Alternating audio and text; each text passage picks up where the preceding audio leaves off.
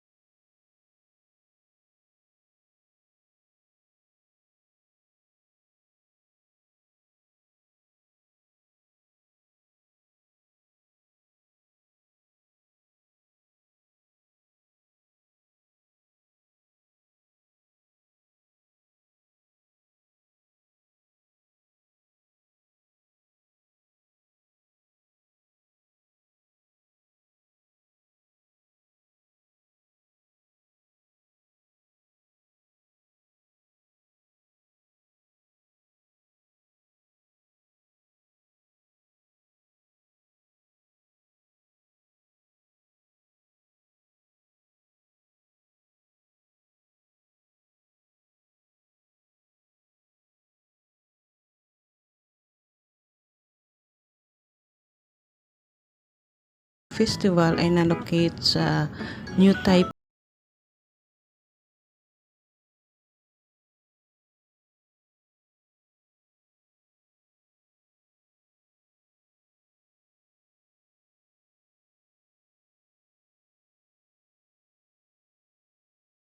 Wala namang masyadong activity or mga masyadong ganap sa Taipei like ganitong festival or mga cherry blossom kasi nga winter ngayon, madaming mga gandang mga bulaklak.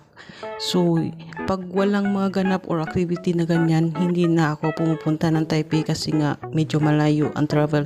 From Ilan to Taipei, it takes more than 1 hour so biyahe. So minsan pagbalikan na or nagko-consume na siya ng kulang-kulang 3 hours sa biyahe. So minsan nakakatamad na rin biyahe, kaya nagstay nila ako dito within this place na kung saan ako nagtatrabaho dito sa Ilan, sa mga park or sa night market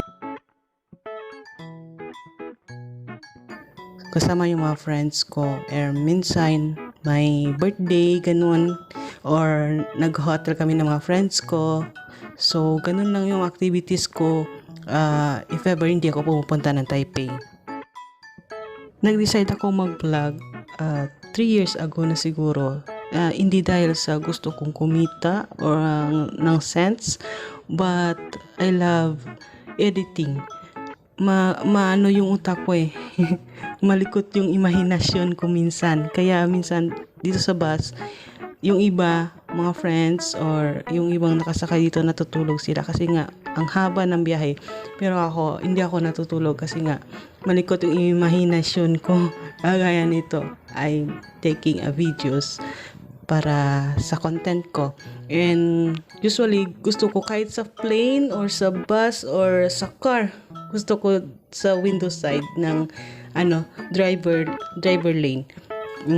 Kasi doon yung mas magandang views.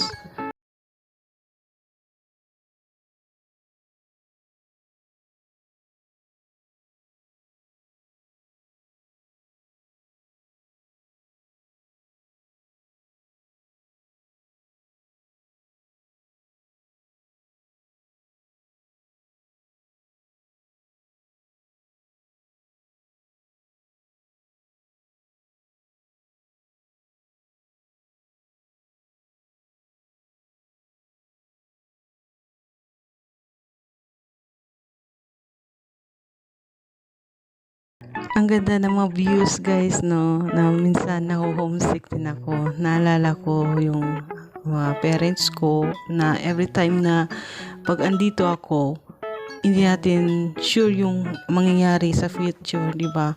Kung makikita ko pa sila sa pag-uwi ko or sila makikita niya pa ba nila ako in the future, ganyan. So, kasi wala naman yan sa bata or sa tanda, if ever yun talaga yung swerte natin sa buhay.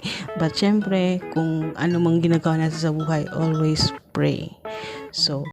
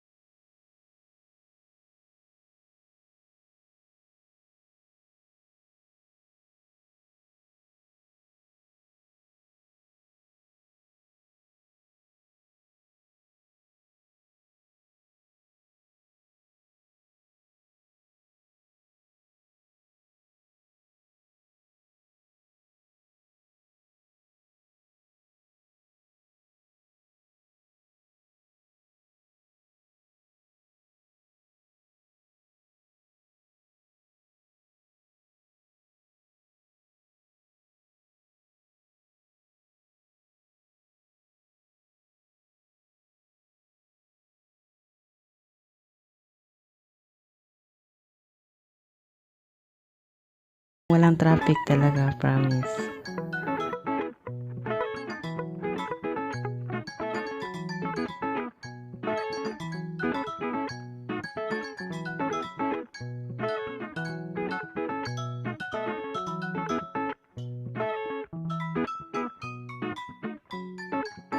At dito na nga, papasok na tayo sa tunnel. Ito yung pinakamahabang tunnel dito sa Taiwan, dito sa part ng Ilan. And syempre, ang tunnel kasi nila, ano siya ng bukid, tapos pinutasan nila. Baga, preserve nila yung mga bukid dito. Hindi nila tinatanggal para lang gawing daanan ng mga sasakyan. So, ang galing ng kanilang mga plano, di ba?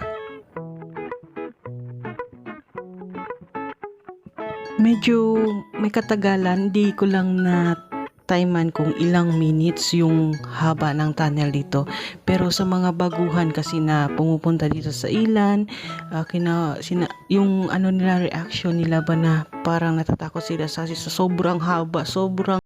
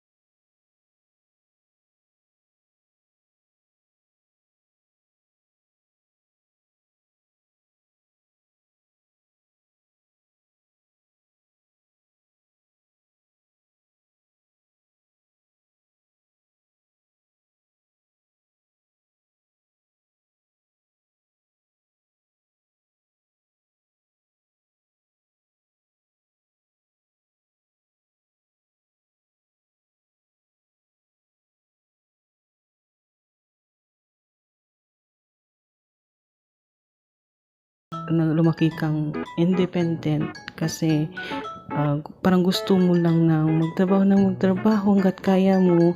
Parang iniisip mo na wala namang tutulong sa akin in the future, so self ko lang yung kakampi ko dito sa laban ng buhay.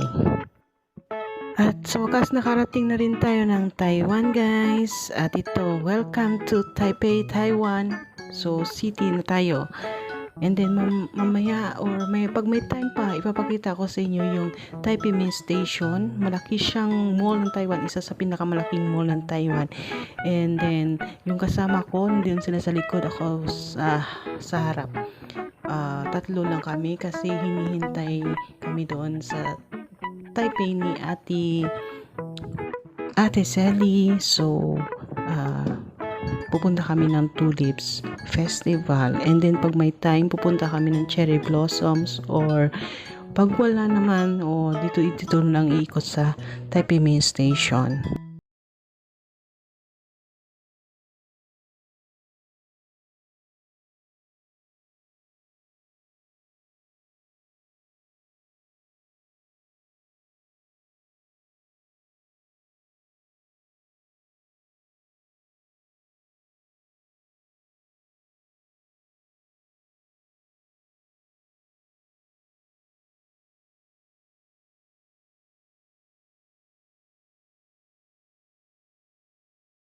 Ngayon, malapit na tayo dito sa Taipei Main Station kung saan dito ang bus stop.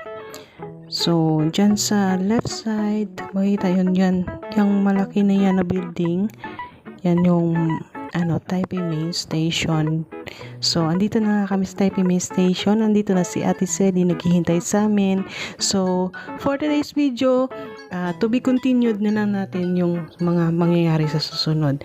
Maraming salamat sa pagsama sa akin sa tour dito sa Taipei, Taiwan Journey 2023. See you again in my next upcoming vlogs. Bye!